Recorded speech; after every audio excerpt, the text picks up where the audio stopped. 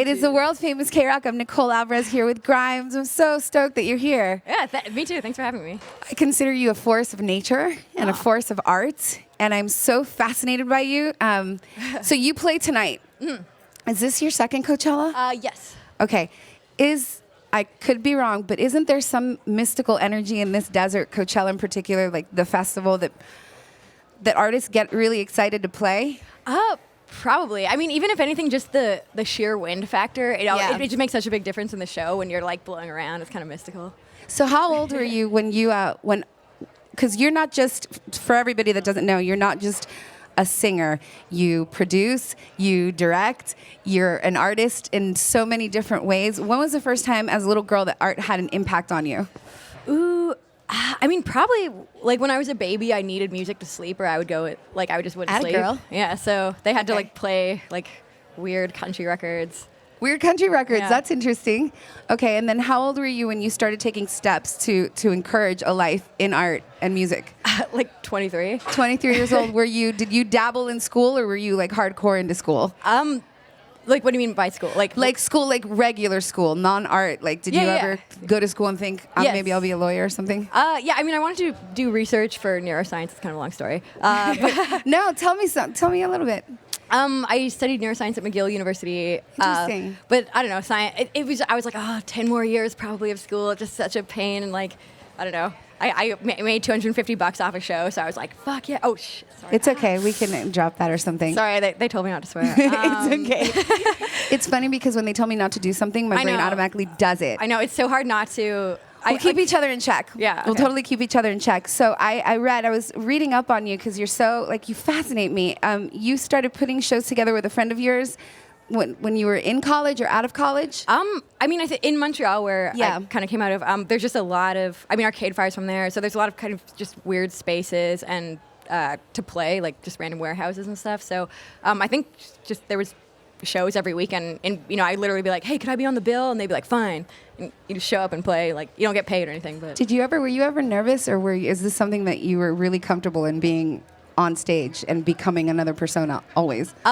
It was very nerve-wracking, but it's also, I don't know, if you have enough beer, it's fine. At the time, I don't remember any of my early shows. I watched a couple of like Grimes documentaries, and one of them you said a really interesting quote that you engineered a pop star using yourself. You want to explain that to me a little bit? I mean, it's awesome because you get to be so many different things whenever you feel them. Yeah. I mean, I think when I started out, I was in this really kind of noise punk scene, and so if I would show up in like a pink dress and like, be like da da da da da, people get like really pissed off, and like all my friends are like, what the hell? So I just thought it was kind of started out as like a trolling thing. Yeah. Although it is quite genuine to me. Like I was getting into the music and I was like actually trying really hard at it and stuff. But yeah, I don't know. It just kind of started. So you have no boundaries. Like it sucks because sometimes people put you in a box or something, and you're one of those that comes out and just you do what you want, and it's awesome. Let's talk about Art Angels and what it means to you. Cool. Okay, so tell me about like the title itself. Are your Art Angels the different personas of you? I think it's more. When I was making the record, I was like, it's so weird that I'm even making this record. Like, it's so fluky that I have a career in music. Like, it just seems, I don't know, I sort of colloquially with my friends have been referring to, like, the Art Angels as, like, the weird mystical because I'd be like, I wish I could, I don't know, be on a record label, and suddenly I'm on a record label. It just seemed... You're manifesting. Yeah, so I don't know, it just sort of seemed like I don't know, there's like, makes me sound so crazy. Like, no, mystical, it's okay. We like crazy around here, right? Yes. Yeah, and also, I mean, just the voices of inspiration maybe could be it's art. referred to as the Art Angels. I don't know. Yeah, it's art. What other artists do you identify with? I don't know. Because you layer, you've got so much.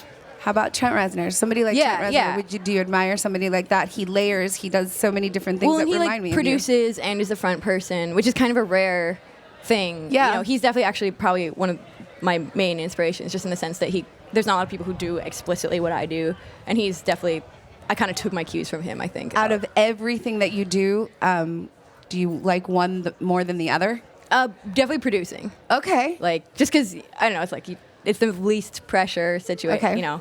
At the end of the day, what satisfies you as an artist? When do you feel like, my work here is done, or I did a good job, or you feel proud of yourself?